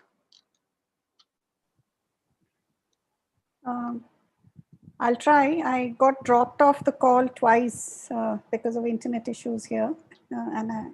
So I'm sorry I lost parts of the presentation in between. So actually, I have quite a few questions, but I'll probably visit your website because of the gaps in my mind. But I was interested in how you said get into a community. So I was interested in how that happens. I mean, do you choose an area, like you did mention wanting to go to Madurai? So just wondering, is it word to mouth and somebody invites you, or if you choose a community, then how do you get into it? Whom do you talk to in the community for the space and whatever else, and spreading the idea? If I may, I think many of the Nooks that came up were the result of discussions like these. You know, somebody heard about us, understood what we do, wanted to know more, spoke to us, and then we started discussing about the community that they would like to take the Nook to. So, I mean, what we don't do is we don't pick up the map and just go around choosing. I mean, I would love to do, you know, probably in Jamaica or somewhere, but we don't yet have an invitation. So, and so we people, when they invite us, then we try to know more about where they're inviting us to and who can we talk to. Usually those who are inviting us are themselves very connected to the community they're inviting us to. So, so we spend a lot of time understanding what's happening in that community, what are the biggest challenges, what are the biggest troubles, and what are the changes that one could expect the Nook to bring about in 1 year, 3 years, 5 years, or 20 years. So that's how usually these discussions happen. We don't have a very McDonald's attitude of starting 1,000 Nooks a year. We try to do very meaningful discussions in spaces and look at each community as an independent place, which might have completely different set of challenges than another. So yeah, it's starts very informally, and I think that's usually very nice for us, because one of the things is, besides working in the community, we have to work with the partner as well, and we'd like to get very friendly before we do that. So so yeah, I think that's how we go about it, very slowly introducing ourselves then to the community. Sometimes we try to do a meeting, sometimes we go door to door, just sharing about who we are. What we don't do, I think this you might find interesting from our past experience, we try not to go through authority. So if you're working in a community, we try not to go through the panchayat or through the MLA or people like that, because that usually distances people from us. So we try to do a very direct, person to person discussion, because that helps us build more trust and makes it a bit easier to then work with the community. That being said, we don't work unless people say that, yeah, we would like to have this in our village or our part of the world. And so when we are discussing with them and sharing what a Nook is, then they say, yeah, let's do it. And I say, okay, then we can do it. And it's sort of in conjunction with everybody. That's why we say that we create Nooks with communities and not for them. So that's the idea. Thanks. Since I think others don't have questions, I have a couple that I still have left. One is, I think maybe if you want to speak a little bit about the experience that I think I read, is it in Christoph, your book, or on the website, of maybe in Punjab or one of the communities where there's a Nook where the young people, because they started working together from different sections of the community, they were able to bring conflicting parts of their adults, adults from conflicting parts of their community also together, or at least have dialogues. I think that would be a fascinating thing if you can tell us a little bit. And the second one is what I asked earlier, that okay, there you are introducing issues and values and so on into their lives as questions, and then over a process of dialogue, those sorts of things maybe come up in their work also. But what is it that you've got from them, and what sorts of questions have they been able to ask you, which has made you also sit up and think and say, oh, I didn't think about this earlier? You, as in any of you. Okay, I think I can speak about Punjab. I was directly connected with it. The other question, if others want to take it. So Punjab, we started a space in a village called Kheda Jatta. It's a small place. The first thing you will observe in Kheda Jatta, if you get introduced to the people, is there's a clear demarcation, almost like a line, and on one side of the line are people who are supporters of Congress, and the other side of the line are people who are supporters of Akali Dal. So houses are distributed, and it's a very long-standing sort of a feud where people don't intermingle just because there is a huge political difference, or I mean,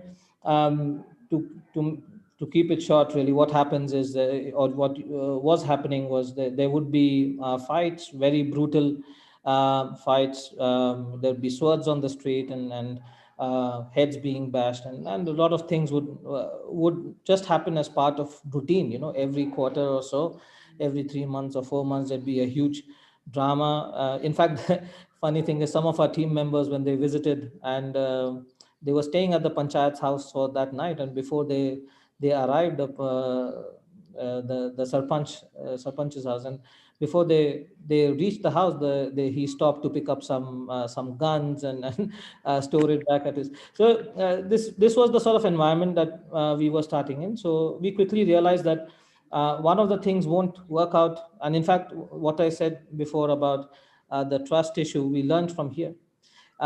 We very quickly realized that Sarpanch himself is on one side or the other, and what will not work out is going through him and looking as some sort of an ally to his political ideology.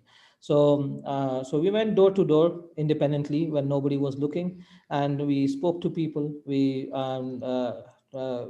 was not a survey, really. We would have tea. People were very welcoming otherwise, when they knew that we had no connection to anyone. They would offer us tea or make us sit for lunch and so on, and we would start speaking to them, and we told them about what we want to do. There was no Nook yet, and we told them that this is a possibility, we can create it, but only if you are on board with this. And so we went to both sides and asked them to be on board with it, and we told them that, okay, there's only one condition, that if you are going to agree to this, when we do choose a space, and whatever that physical space will be, you have to promise that that you will have no problem with the other side people also coming there, and you will not create a ruckus. If that promise stands, only then we will go ahead and create the space, otherwise it will not happen. So they promised, and everybody sort of individually agreed. And so we started the space, and the very first day, lots of kids came, then some older people started coming, and you could feel that there's nervousness. People would stare from the gate, or you could see people standing on the terrace of the other house and looking what's happening here.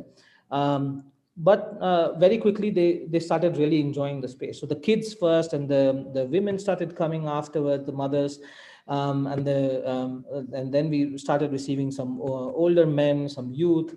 And they started coming. Then everybody found something to do, and we were a little bit more lax as well. It's okay if you were just like browsing the internet, but let's first get people to spend time here. We saw that first the children made friends with other kids who they were not allowed to talk before. The women started talking, these youth, these guys, they started talking.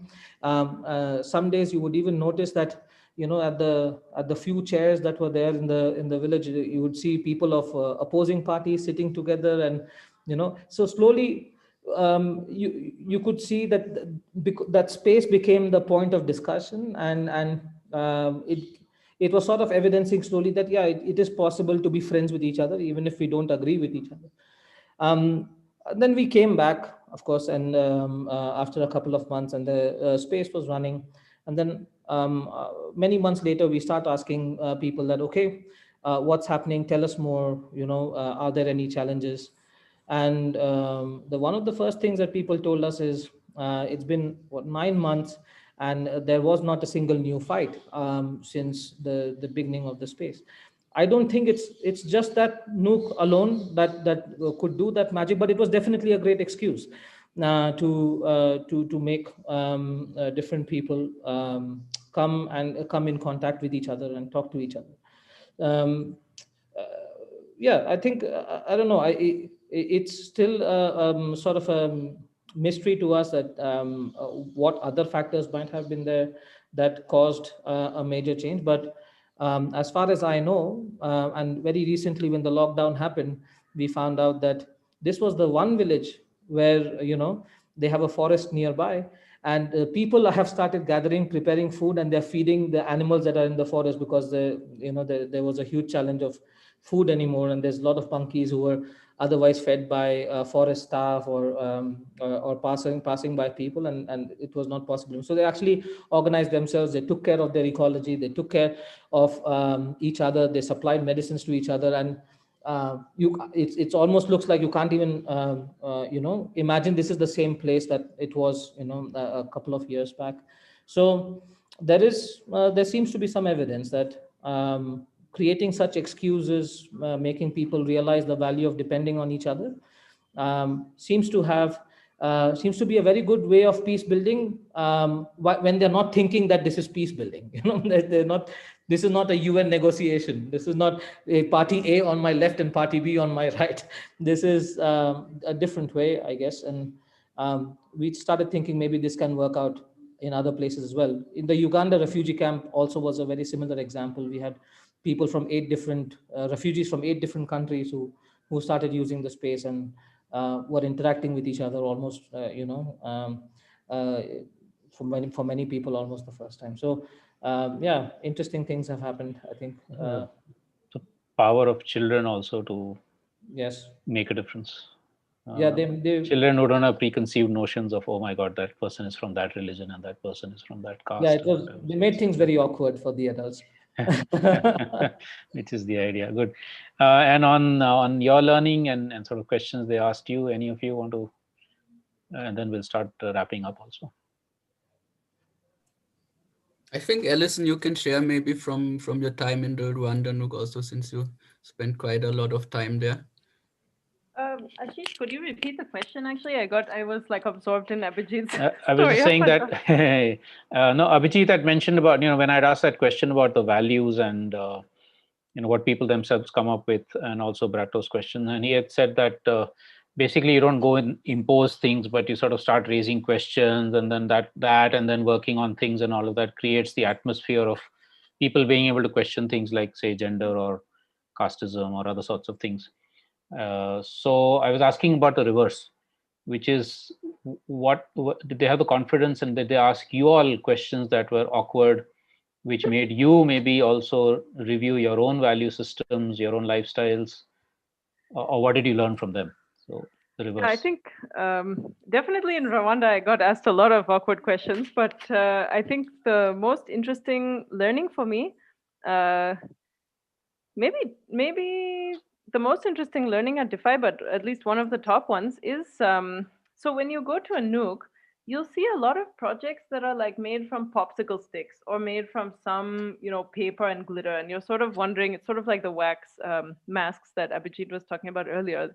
You sort of think, okay, what is this? And in the initial days when I joined Defy, I thought, okay, what's the big deal? People are seeing YouTube videos and making a house out of popsicle sticks. Like, how is that learning? Or what is the breakthrough in this? So personally, I had this bias or this hang up that, okay, a popsicle stick house is not a learning project. Then after visiting the Nooks and spending more and more time there, I understood that actually the real learning of that popsicle stick house, or that, whatever, like glass bottle covered in glitter, is not the object itself. It's the mindset shift required to create that object. So actually, if you take, for example, let's say a housewife in a very conservative rural area, let's say in Karnataka, the amount of mindset shift it takes for her to say, okay, I'm going to go to this space outside my house. I'm going to probably disagree with my family, my in-laws, and tell them that, hey, I'm going to this space.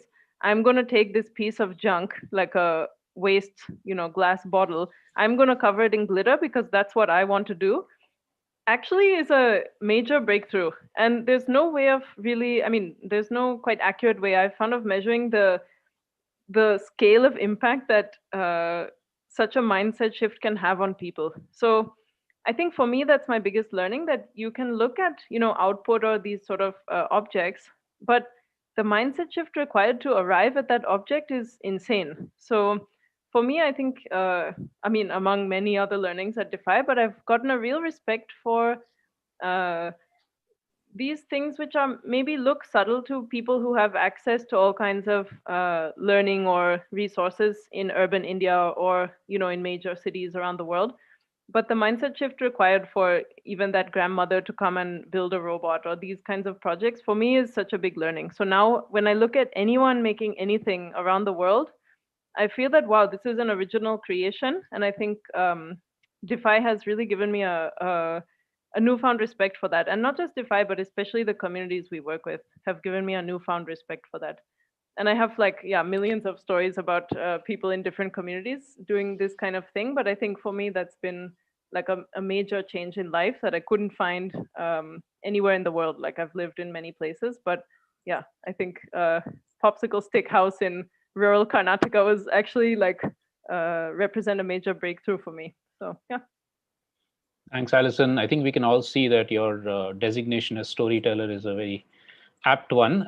We hope you'll do some stories for us for Vikalp Sangam from out of all the experiences you had in India. So that will be really welcome. I would love to have lots of stories. And even the local people who are, I mean, the kids and young people who are involved in any of these Nooks, if they want to write in their own languages, we'd be very happy to consider publishing that. So that will be fantastic. Would be great. I'll get in touch with you on that. Yeah, great. No, we'll be in touch on that. There was a question from Mrudula, but I think Abhijit has already responded to the issue of discipline, and I guess big learning here also is left to themselves and with adequate, I don't know, freedom and guidance and the right kind of environment, people do self-discipline. So yeah, I mean, like just somebody on that, you see that in all sort, not only Nooks, but in all sort of self-designed learning, unschooling spaces. You will visit, you will just see that the funny thing is always, for instance, when you then talk to parents of children, all of a sudden, when they were first super skeptical about what do my kids do, they should rather spend times on tuition and all, and then give it a few months, and then the parents come to you and they will tell you, my son or my daughter is so disciplined now, they're so committed to work and all that. And it's really funny how that shift happens, because again, what Abhijit says, it's exactly this, and this is what we're doing through the induction program, through the goal setting and everything, is that once you actually find out that thing that is has some value to your own life, you're just committed to it, right? And you will just follow through with it. So I don't know if you want to call it discipline, commitment, or whatsoever, but you can clearly see that everywhere. Like I've seen so many spaces, be it Nooks or be it Creativity Adda in Delhi is a good example of this, where you see kids really committing to things, and then everyone acts like, oh, this is so surprising. All of a sudden, their whole mindset changed. They're so disciplined all of a sudden, but it's not really a secret. It's just that you help people identify what they actually want to do, which is not happening in schools, obviously. Absolutely, thanks. And in fact, Sujata had also just put that in the chat box about the Creativity Adda in Delhi and in Rajasthan. So we're kind of over time. Does any of the four of you want to add anything quickly? Otherwise, we can start winding up. No, I mean, just wanted to thank everyone for being very patient with us. We seem to go always in a lot of tangents and talk about many different things. I think it's a testament to the passion everybody has in the team.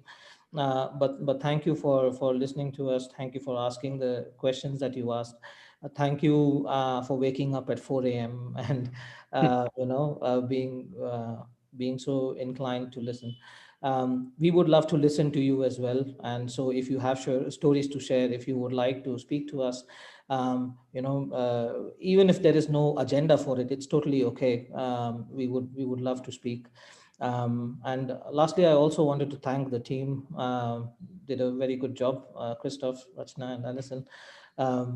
I think one of the things that we've been really focusing on is how can more people from the team, more learners from the Nooks, how can everybody speak, so that it's not a singular representation when it comes to the idea, because really the idea does not work because of one person or one, even, I mean, we didn't get a chance to get into the story, but one day, if we may, then you would realize that even the idea of the Nook was never created by one person.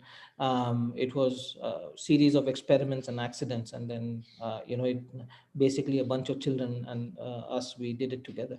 So yeah, again, just want to end with a lot of gratitude and hope that we get to do this again, but in person, as I said, sitting next to a fire.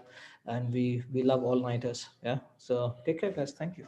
Thanks a lot. Thanks to the entire Project Defy team, Rachana, Alison, Christoph, Vijit, for being with us over the last couple of hours and for the amazing stuff that you're all doing.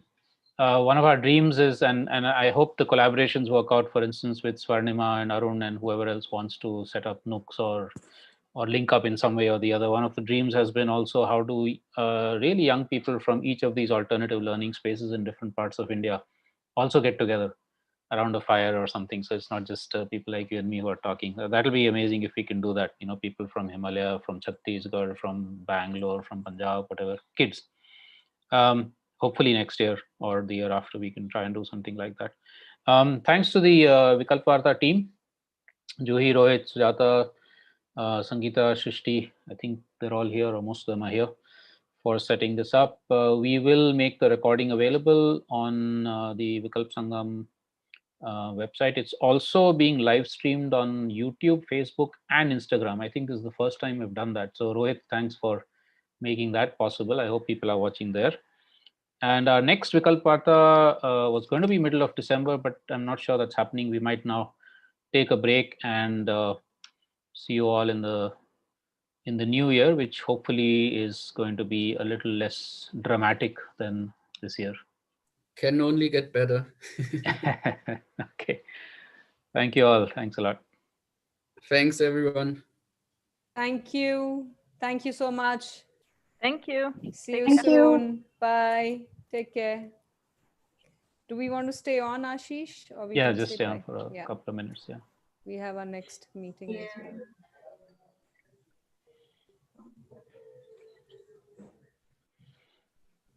Thanks, Christoph. All the best for the next 3 months of your book.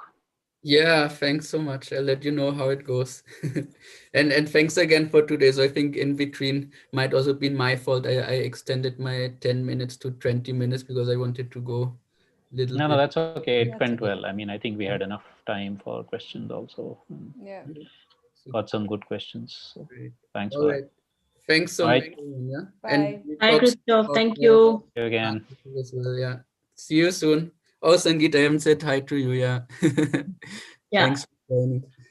And Thank you. Sujata as well. I haven't seen Yeah. for a long time. Hi. Hi. How are you? Very good. Back home now in cold Germany, but hopefully coming back by January or February to India. So Idhar se, come from this. yeah. All right. I'll catch up soon then. Yeah. Yeah. Thanks. Bye. Christoph, thanks. Yeah. Bye. Bye-bye. Bye. Bye. Bye. I think the streaming is still on, no? How do we I don't know how does one stop that. Wait. Just stop it, na?